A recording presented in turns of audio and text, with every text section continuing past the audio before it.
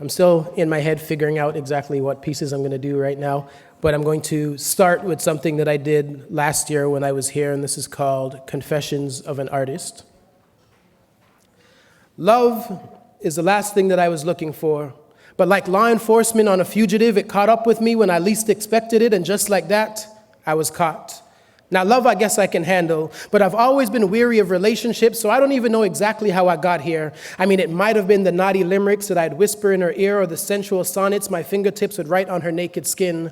Our foreplay would always begin with words. The sex was unbelievable, but like a marionette, it always came with strings attached. When asked, she would say that she fell in love with the first experience with my pen, which she nicknamed her magic stick, for its ability to move us from poetry venues to mattresses, her place or mine. And as good as things were, I couldn't help but think that I was living a lie, because the hardest thing for any of us to do is to be truly honest with ourselves. And though it's taken some time for me to come to terms with this, I can finally admit that I have issues with faithfulness, because I've been known to elope with every great idea that comes to mind, with marriages being annulled every time a new muse catches my eye. Even when her and I are together, I can't stop thinking about my rhymes. There's been many a time when we've shared a bed, and while being deep in her sex, I can't stop my head from thinking how best to describe this with my pen, and she can tell that I'm not totally there. This writer's blocked. And I know that she wants to talk, but I try to avoid that conversation at all costs, because I really don't want to hurt her. I mean, how can I let her know that when she calls and isn't getting me, I'm out on dates with metaphors and having booty calls with similes, while hoping that she never finds out about the threesome that I had with that rhyming couplet, which has me making frequent visits to the free verse clinic, because my life is a double entendre, saying one thing with much more hidden between the lines. And it would be a lie if I said that this whole relationship thing didn't have me confused. I mean, I thought I lost it all when she confronted me with tears in her eyes, like, who is this chick named Haiku? And I was like, damn, she must have found those syllables in my genes. My explanation, or rather apology, came in the form of a soliloquy full of, sweetheart, I'm so sorry. Sometimes I do some stupid and silly things. Those syllables aren't what they seem. Besides, she's only 17. You see, a guy like me probably won't remember your birthday or anniversaries unless I incorporate them into some form of poetry. Because outside of my rhymes, I have the attention span of a pea. And I swear that at some point I had to be diagnosed with AD. Wait, what were we just talking about? I can't remember. What I'm trying to say is this. Please don't love me. I'm just a man. And even worse, I'm an artist, flawed beyond measure. But if you want to take a chance and think that I might be your type, you can catch me on stage next week at your local open mic. Okay.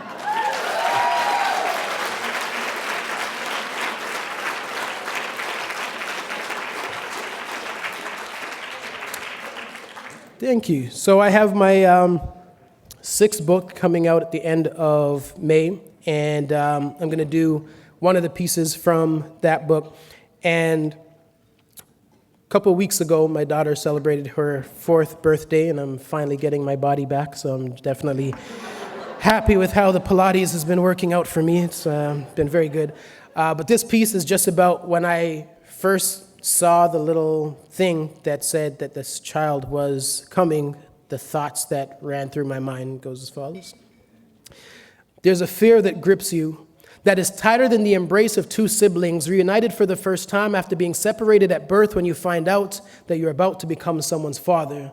And there's nothing wrong with that, because we all fear the unknown. But this goes deeper than the hope that they're born healthy with 10 fingers and 10 toes. This is the point where an angel and a devil take their place on your shoulders, and the fight or flight instinct takes over as you try to figure out your life. This is where it all flashes before your eyes. It's the realization that I have reached a rite of passage that will allow me to transcend into a human being, because naturally we navigate our way through this life selfishly, but pregnancy forces you to look at yourself deeper than you ever have before. You have to dig to your core and discover things about yourself you never knew existed. You begin to hope that your weaknesses aren't genetic, and that your child will be a better woman or man than you ever were. At some point, you begin to look at how messed up this world is and wonder why you're bringing a child into it, or why you didn't do more to change things before now. The prospect of children is an incentive to become a better man. It's one set of footprints in the sand, understanding that every step you take affects the child in the womb, while we worry prematurely over whether they'll be the victims of physical, verbal, or child abuse, or whether they'll grow up to be one of those youth we see on the news, or if we will sit on pews burying our dreams with them.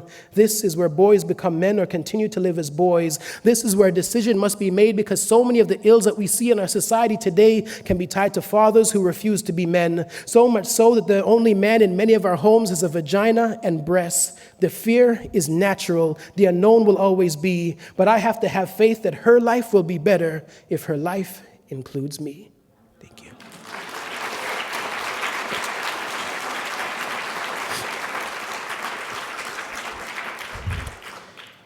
right, we're going to do two more pieces. This next one is called The Making of a Man.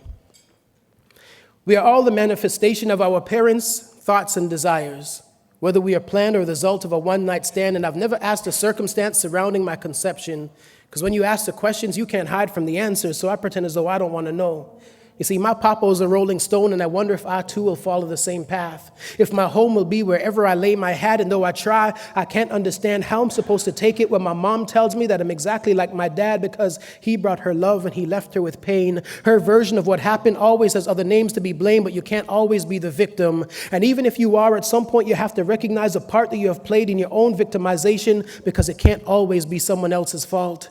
And I have fought within myself trying to find the best way to help, with half of me hoping that one day she'll be strong and the other half wanting to hold her and tell her to move on, because life moves on whether or not we choose to. And throughout my moving on, I've never had the best of everything, but I've made the best of everything that I had. And my mom would probably kick my butt for coming here and telling you there was a time when our dinner came from the food bank, and I watched how that hurt her pride as she denied herself to provide for her kids. And it would be a lie if I said that I never cried, because on many nights I did, but it was in those times when I offered up the most praise, because rainy days don't last forever and the sun is sure to shine. So when people ask me why I write, it's because my life depends on it. And in trying to master myself, I become a slave to my pen, writing wherever and when God sends the inspiration, hoping to set my demons free, hoping to find peace, but inner peace is increasingly hard to find. I just want to be loved, not for who you think I am or who you want me to be. I want to be loved for me, a black man who is in love with his people, but not at the expense of his love for all people, because the price of hating others is that you love yourself less, yet hate runs deep in the hearts of many. I'm a black man who daily overcomes fear and shyness to speak in a world where it is far easier to remain silent. I'm a black man who is a work in progress. What you see is what you get, and by tomorrow I might have changed, because I'm not too old to grow. And until God comes down and clutches me from this earth with his hands, nothing will ever stop the making of this man. Thank you.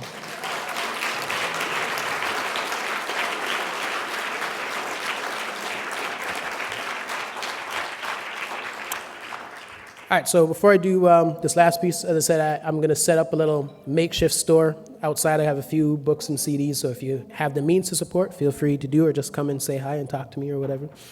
This last piece is dedicated to all of the women in the room. This is called The Sum of Her Parts.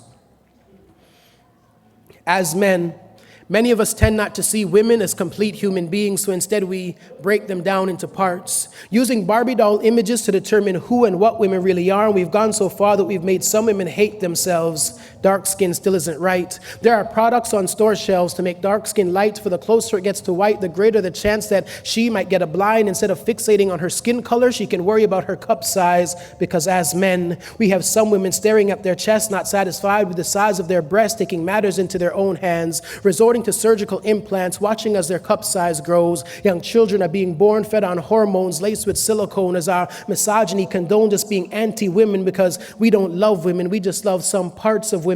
But the sum of her parts is her essence. Age is both wisdom and a blessing, yet some women don't want to age, wishing that they could be 25 for the rest of their days, going under the knife, allowing surgeons to stretch their face, cutting the years and the wrinkles away, not recognizing the beauty of the aged or ageist beauty, because she has been broken down into parts, having her worth tied to some of her parts. But the sum of her parts is her beauty, as men continue to compartmentalize her into thick thighs and booty, because you know it's our duty to find the woman with the nicest ass and to compensate for those who don't have. Stores are now selling underwear with pads, while those with too much are taking fat from the back and are putting it in their lips, and we wonder why some women speak so much, doing just about anything to be shaped like an hourglass. Skinny girls have eating disorders, thinking that they're fat, while big girls are on diets trying to look like that. And it would appear to me as though women have gone mad trying to live up to these standards as we as men set but can never pass. So she tries to pass by introducing him to her soul, but his sole thought is that her soul is just a hole. So he loves her for her whole, and he thinks she's just a hole. He forgets about her soul and judges her by her whole. But men,